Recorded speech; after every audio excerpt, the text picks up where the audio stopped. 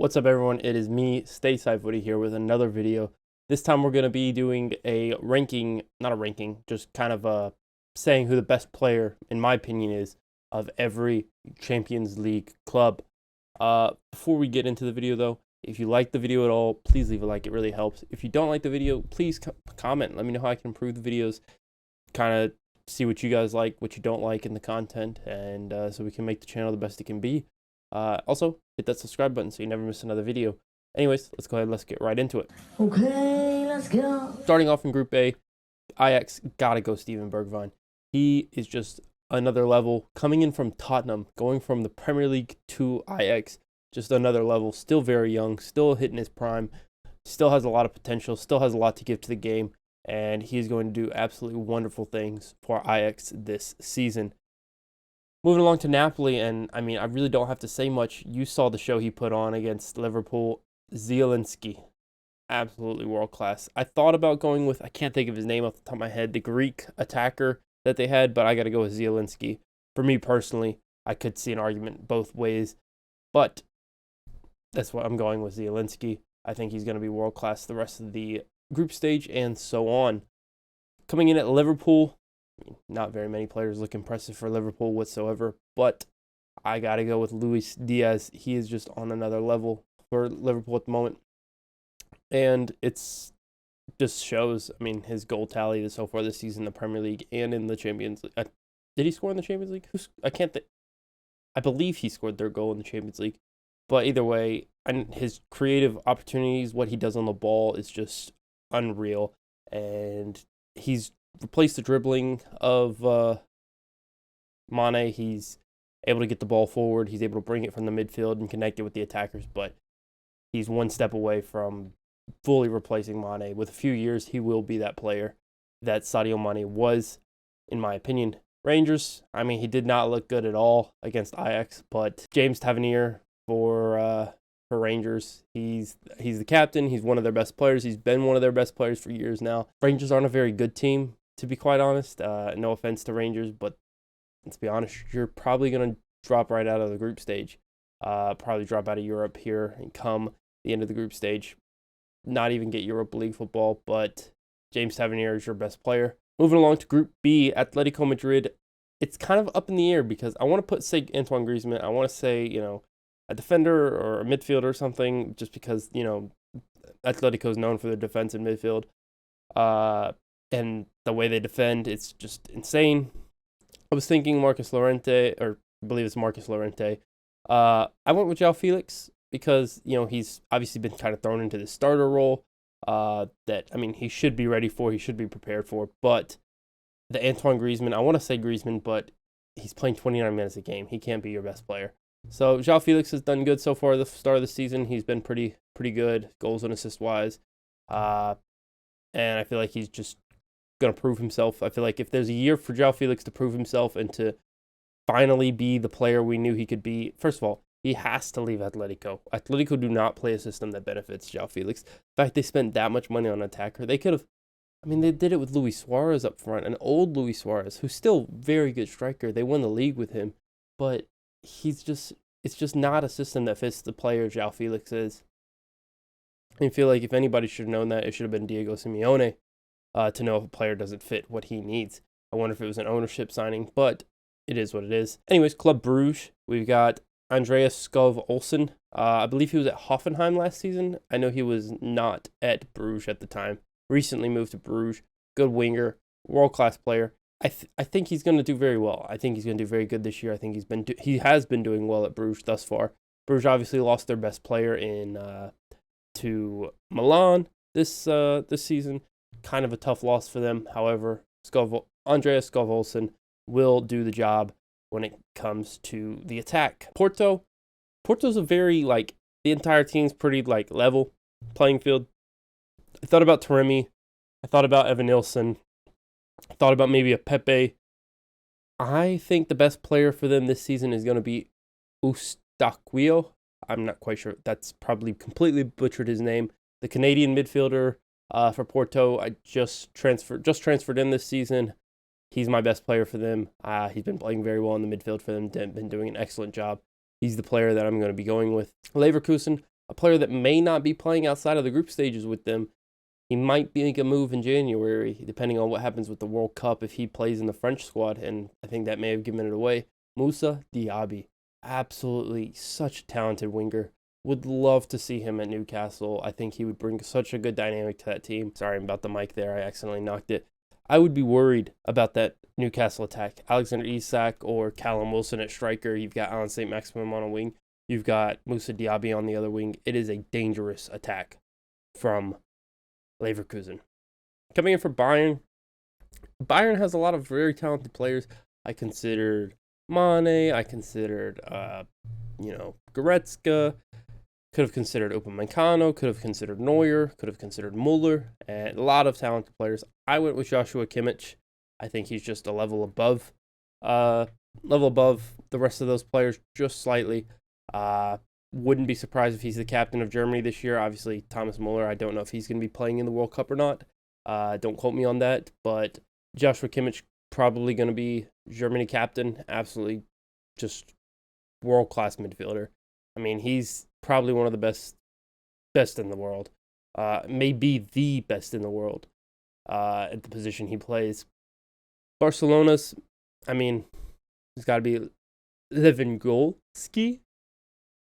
No, sorry. Yeah, for me, Lewandowski is just their best player. Hat trick in the first game of the Champions League for Barcelona. He's a spark they needed. Looks like Xavi ball is finally taking place. I don't know.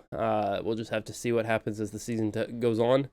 But it's looking good so far for Barcelona, and it's exciting to see. Inter Milan, who may beat out Bayern or Barcelona for this spot. They look very good, even though they didn't get what they wanted from the result. I'm gonna say Barella is their best player. Amazing midfielder. Just a step below Kimmich, but still very good midfielder. Probably going to be an Italian captain in the future. Just absolutely stunning player. He does so much for the team. Goals, assists, defending, passing, outlet, anything you can think of, he does very well. Moving along to Victoria Pilsen. I don't know any of these players. I got to be honest. So I kind of looked through some of their games, some of their previous campaigns, some of the players that they just recently signed their previous campaigns. I've gone with Lucas Kalvak. Seems like a solid player. I believe he's the one that scored or assisted the goal yesterday. Or not yesterday. Tuesday, Wednesday, whatever. Barca played Victoria. That's the best I can do. Sorry. And anyways, moving on to Group D. I got Sporting Marcus Edwards. Played very well. Played very, very well this past week, first leg of the Champions League, and he's been playing pretty well for Sporting thus far this season. English winger. He wants to make it to the England squad. I don't see it happening. He's playing in Portugal. He's probably not even getting looked at the moment, if I had to be quite honest, but he's playing. His form currently is immense to start the season, and if he continues it, I mean, he's got to get a look, right? He's got to get looked at by the England squad. Tottenham, pretty easy Group B. For Tottenham, it's pretty easy. It has to be Harry Kane. Harry Kane! Just an absolute world-class striker. I mean, there's really not another player you can put on that list. You can't put Kulusevski. You can't put Heung-min Son.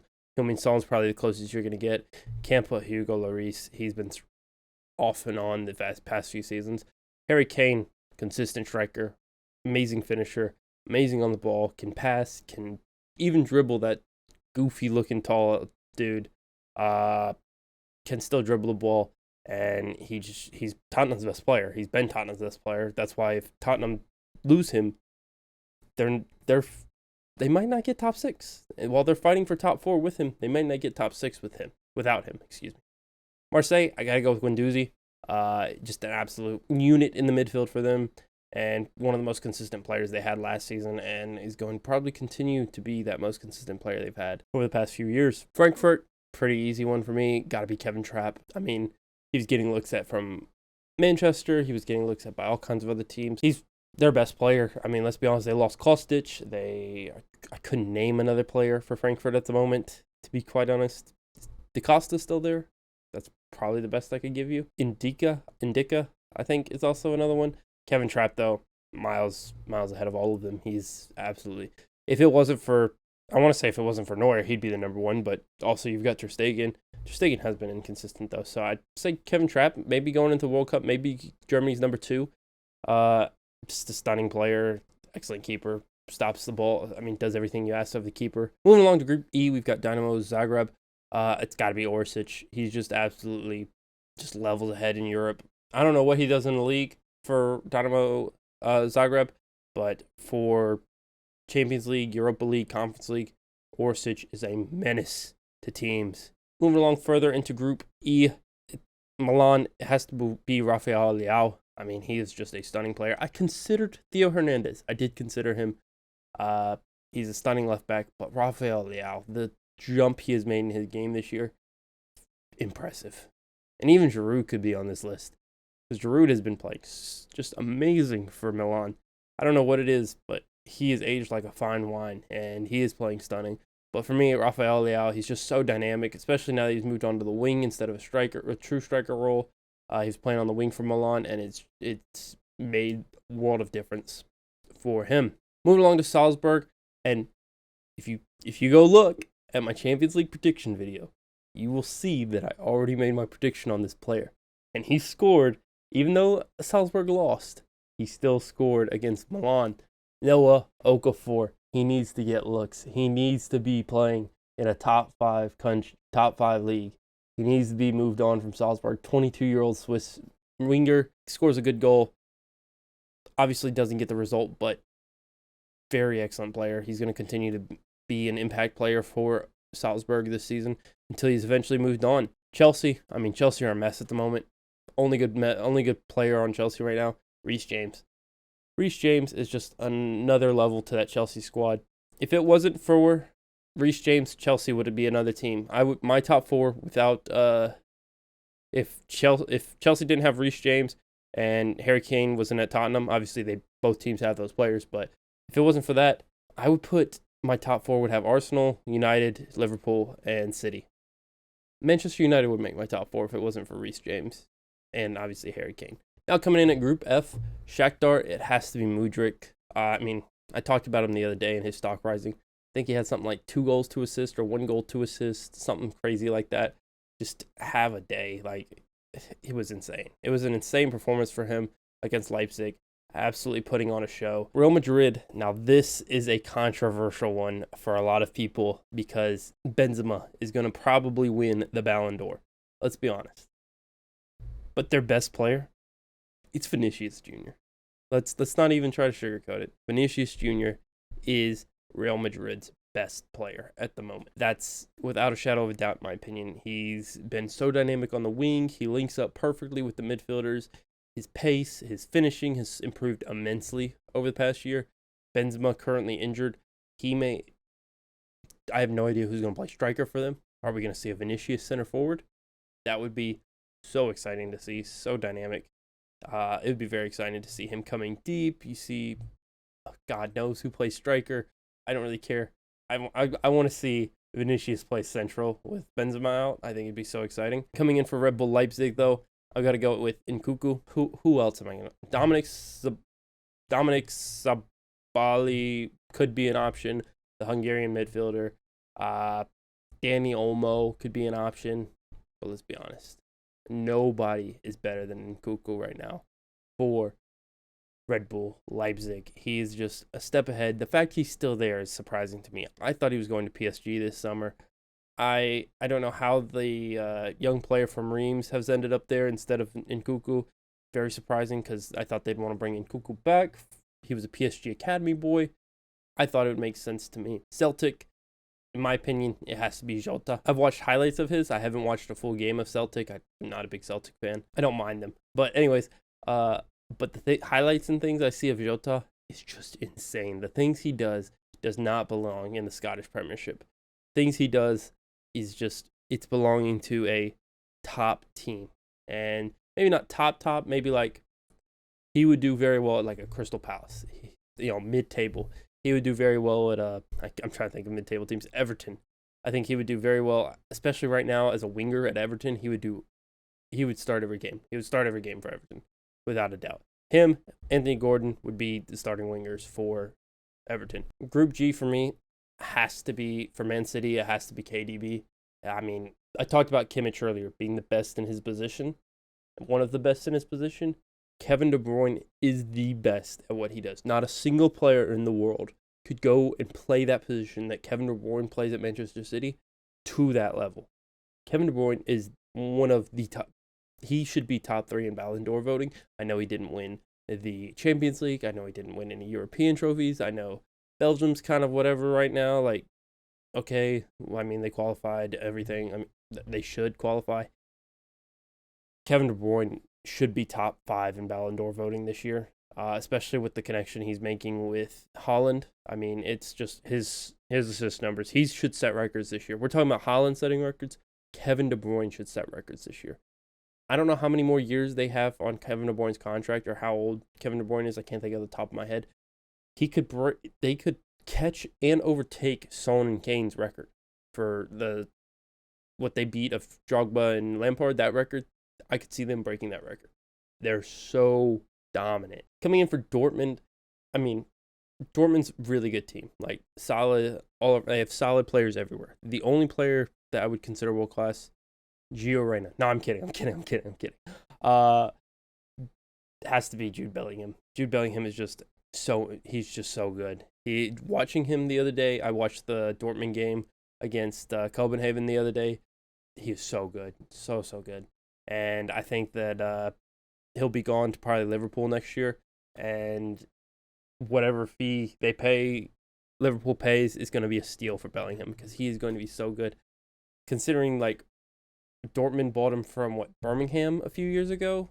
It's just like, how? Copenhagen, get another team I don't know much about. I went with Victor Claesson. I think he's pretty solid from what I've read, from what I've seen. Looking at stats, looking at highlights, looking at things of that sort. I've gone with Victor Claesson. That's my guess. Sevilla, I want to say nobody. I really do. Best I can do is Marcus Acuna from Sevilla. He's a solid left back. Does the job, I guess. That's the best you're getting from me. I'm sorry, but that's the best you can get. Moving along to Group H, I'm going to start off with Benfica. David Neres. I loved watching him at Ajax. I love the things he did. Yeah, people talk about Anthony, yada, yada, yada. I loved watching David Neres play so much when he was at Ajax. He was so good. I wish he had reached his potential. Obviously, he did not. I still think he's the best player at Benfica at the moment. You could shout João Mario as well, but he's a little older. I feel like David Neres is a little more dynamic player, does a little more, brings a little more to the table, and that's why I am picking him. PSG. I mean, there can only be one option, right? Messi, Lionel Messi. I know Mbappe scores goals. I know Neymar does both.